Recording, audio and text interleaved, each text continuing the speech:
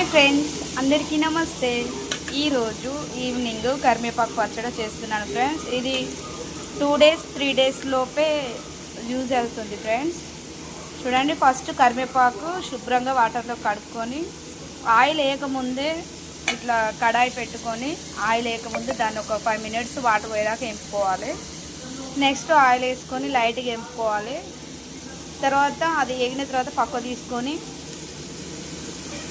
పచ్చిమిర్చి, ఎండుమిర్చి వేపుకోవాలి. అవి పక్కకు తీసుకున్న తర్వాత నెక్స్ట్ టమాటాలు వేపుకోవాలి. మీకు నచ్చినంత టమాటా కొంచెం ఎక్కువ తినేవారు ఎక్కువ వేసుకోవచ్చు, లైట్గా తినేవారు లైట్గా,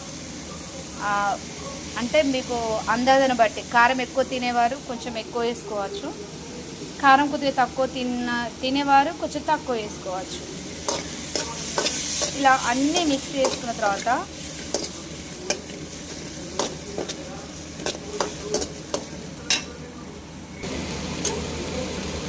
ఇవి వేపుకునేటప్పుడే సాల్ట్ వేసుకోవాలి ఫ్రెండ్స్. నేను దొడ్డుది సాల్ట్ వేసుకున్నాను.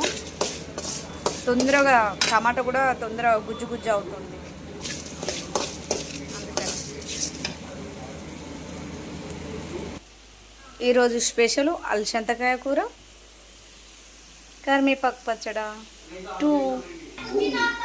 2 మినిట్స్ ఇట్లా గ్లాస్ మూత పెడితే తొందరగా కుక్ అవుతుందని ఒక 2 మినిట్స్ అట్లా పెడుతున్నా ఫ్రెండ్స్.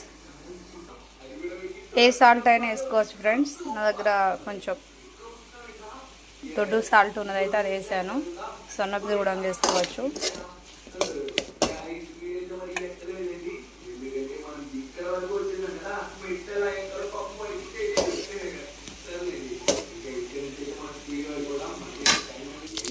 అన్నీ వేపుకొని పక్కకు తీసుకున్న తర్వాత కడాయిలో కొంచెం ఆయిల్ వేసుకొని ఆవాలు, జీలకర్ర, కరివేపాకు,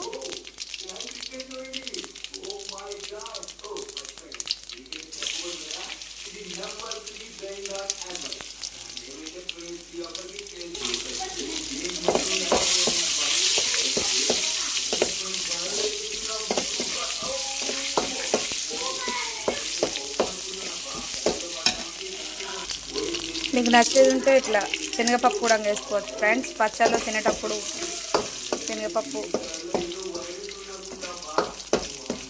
బాగుంటుంది. గ్యాస్ ఆఫ్ చేసుకోవాలి ఫ్రెండ్స్. ఇలా పచ్చడి రోట్లోనైనా దంచుకోవచ్చు, మిక్సీ కూడా